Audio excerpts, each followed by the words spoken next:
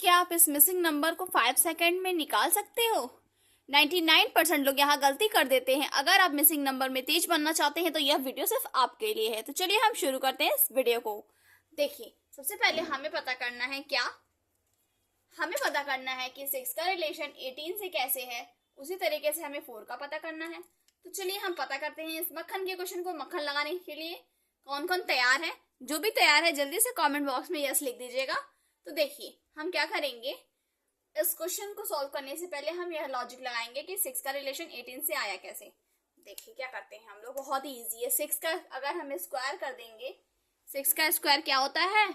जल्दी से कमेंट में आंसर दीजिए। 6 का स्क्वायर 36 होता है। ठीक है, 36 का अगर हम अलग अलग मल्टीप्लाई कर दें, 3 इंटू 6 इज इक्वल टू क्या हो जाएगा?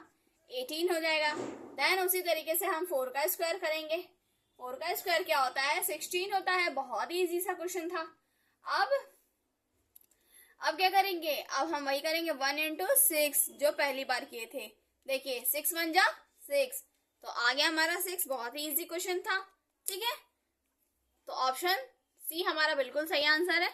अब एक क्वेश्चन मैं आप लोग को देती हूँ, उसे आपको सॉल्व करना है। और हाँ, अगर ये ट्रिक समझ में आ गई है तो कमेंट में यस जरूर लिखिएगा। चलिए, तो अब एक क्वेश्चन मैं आप लोग को देती हूँ। इस क्वेश्चन को आपको सॉल्व करके कमेंट बॉक्स में इसका आंसर जरूर देना है। देखते हैं कितने लोग जीनियस टैलेंटेड हैं जो इस क्वेश्चन का आंसर दे सकते हैं। अगर आपको इस क्वेश्चन का आंसर नहीं पता है तो जल्दी से कमेंट में नो लिख दीजिए और मुझसे सीखिए।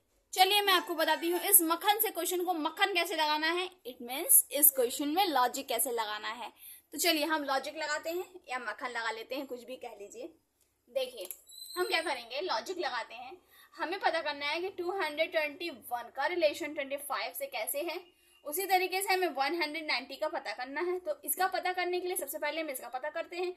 तो देखिए हम क्या करेंगे, सबसे पहले करेंगे क्या, 2 plus 2 plus 1 is equal to क्या हो जाएगा? 5।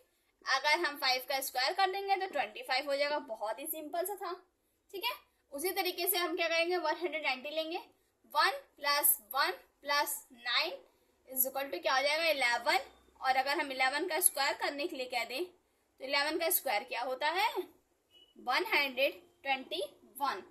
तो इस क्वेश्चन मार्क वाले स्थान पे क्या आ जाएगा? 121। अगर ये ट्रिक समझ में आ गई हो तो कमेंट में यस जरूर लिखिएगा। चलते हैं हम हमारे नेक्स्ट क्वेश्चन की तरफ। देखिए एक नेक्स्ट क्वेश्चन हमारा यह दिया गया है कि इस फिगर में कितने ट्रायंगल हैं हमें काउंट करके बताना है। बहुत ही सिंपल सा क्वेश्चन है। जल्दी से जिसको भी इसका आंसर पता है कमेंट बॉक्स में जरूर ही इसका आंसर दीजिए कि इस फिगर में कितने ट्रायंगल हैं। देखते हैं जीनियस आप हैं या मैं। ओके, तो आप वीडियो को पॉज करके आंसर देने की कोशिश जरूर कीजिएगा। तो चलिए मैं बताती हूँ। सबसे पहले हम फिगर को काउंट कर लेते हैं। 1 2 3 4 5 एंड 6। कितने ट्रायंगल हुए? 6। ठीक है, उसके बाद एक ये बड़ा वाला ट्रायंगल, एक ये उल्टा ट्रायंगल और एक ये सीधा ट्रायंगल। ठीक है, 6 + 2 इज इक्वल टू क्या हो जाएगा? 8। तो इस फिगर में कुल 8 ट्रायंगल हैं। कितने ट्रायंगल हैं? 8 ट्रायंगल हैं। वीडियो को रोक करके अपना आंसर देने की कोशिश जरूर कीजिएगा। चलते हैं हम हमारे नेक्स्ट क्वेश्चन की तरफ। कहीं मत जाइए, बने रहिए मेरे वीडियो पर लास्ट। तो इस मिसिंग नंबर वाले क्वेश्चन को किस तरीके से सॉल्व करना है, चलिए हम देखते हैं। सबसे पहले हम चेक करेंगे कि इस क्वेश्चन को हमें इस तरीके से सॉल्व करना है या इस तरीके से सॉल्व करना है। हाँ, ये डिपेंड करता है नंबर ऑफ क्वेश्चन की तरफ। क्या हो रहा है, ये 3 है, ये 6 है, ये 18 है। इधर बड़ा नंबर है, ये 8 है, ये 2 है, ये 100 है। तो ये 4 और ये 3 मिलके ऐसा क्या हो जाएगा कि इस क्वेश्चन मार्क वाले स्थान को हटा सके। ओके, तो चलिए हम थोड़ा सा लॉजिक लगा लेते हैं और क्वेश्चन को सॉल्व करते हैं। तो सबसे पहले हम क्या करते हैं, 3 को 6 में ऐड कर देते हैं। 3 को अगर हम 6 में ऐड कर देंगे तो क्या हो जाएगा? 9। क्या हो जाएगा? 9। ठीक है, हो गया हमारा 9।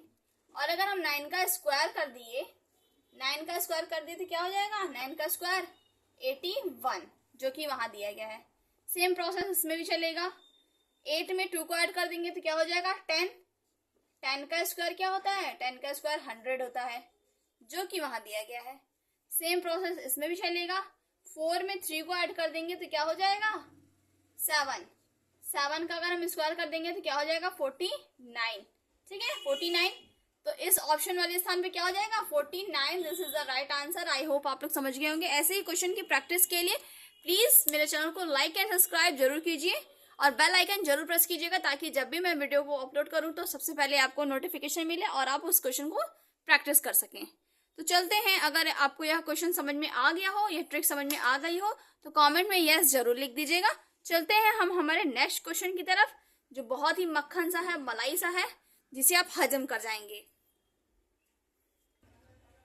तो हमारा अगला प्रश्न है, एक आदमी 3 किमी पूर्व की ओर चलता है और दक्षिण की ओर मुड़ता है और 4 किमी चलता है।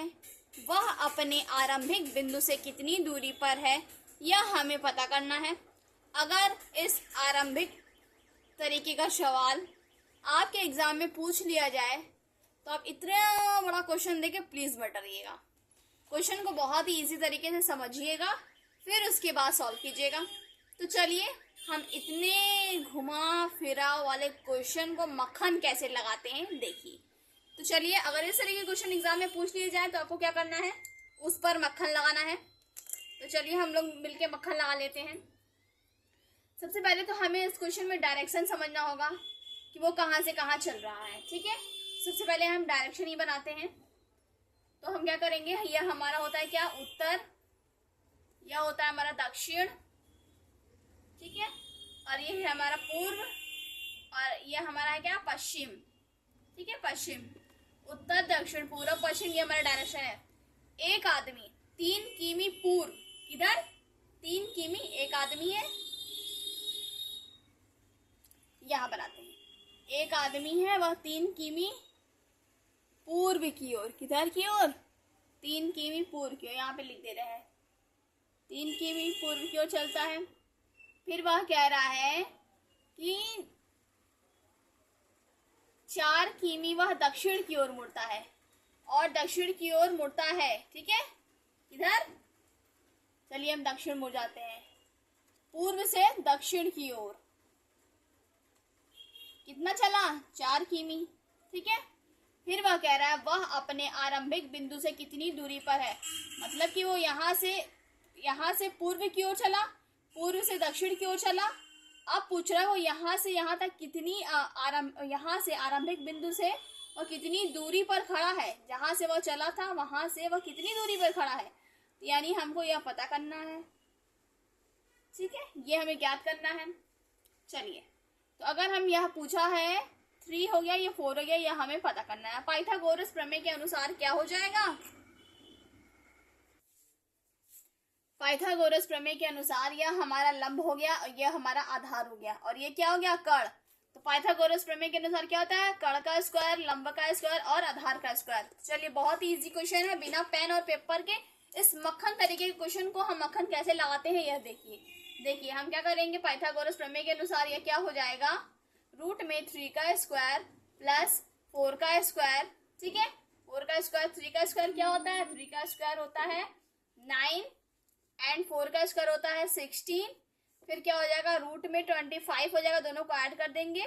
रूट 25 का वैल्यू क्या होता है 5 मीटर। तो वह अपने आरंभिक बिंदु से कितनी दूरी पर खड़ा है, मतलब 5 मीटर की दूरी पर खड़ा है। कितना ही मक्खन सा क्वेश्चन था। अगर ऐसा क्वेश्चन एग्जाम में आ जाए तो आप बिना पेन और पेपर उठाए ऐसे क्वेश्चन को आप सॉल्व कर सकते हैं बहुत ही इजी तरीके से। ऐसे क्वेश्चन पे आप मक्खन लगा सकते हैं। और अगर आपको मेरा यह समझाना अच्छा लगा हो तो प्लीज मेरे चैनल को लाइक एंड सब्सक्राइब जरूर कीजिएगा, और यह ट्रिक समझ में आ गई हो तो कमेंट में यह जरूर लिख दीजिएगा। चलते हैं हम हमारे नेक्स्ट क्वेश्चन की तरफ, जो कि आपके लिए है। तो चलिए देखते हैं बिना टाइम वेस्ट किए हुए। तो यह एक क्वेश्चन आप लोग के लिए है, कमेंट बॉक्स में इसका आंसर जरूर दीजिएगा। देखते हैं सबसे पहले किसका आंसर आता है कमेंट बॉक्स में। जो भी मेरे इस क्वेश्चन का आंसर देगा मैं उसका आंसर अपने कमेंट में जरूर पिन करूंगी। और अगर इस तरीके से मिसिंग नंबर ट्रिक रोज सीखनी हो तो वीडियो को लाइक शेयर, चैनल को सब्सक्राइब कर बेल आइकन जरूर प्रेस कीजिएगा। हम रोज नए नए सवाल डालते रहेंगे सिर्फ आपके लिए।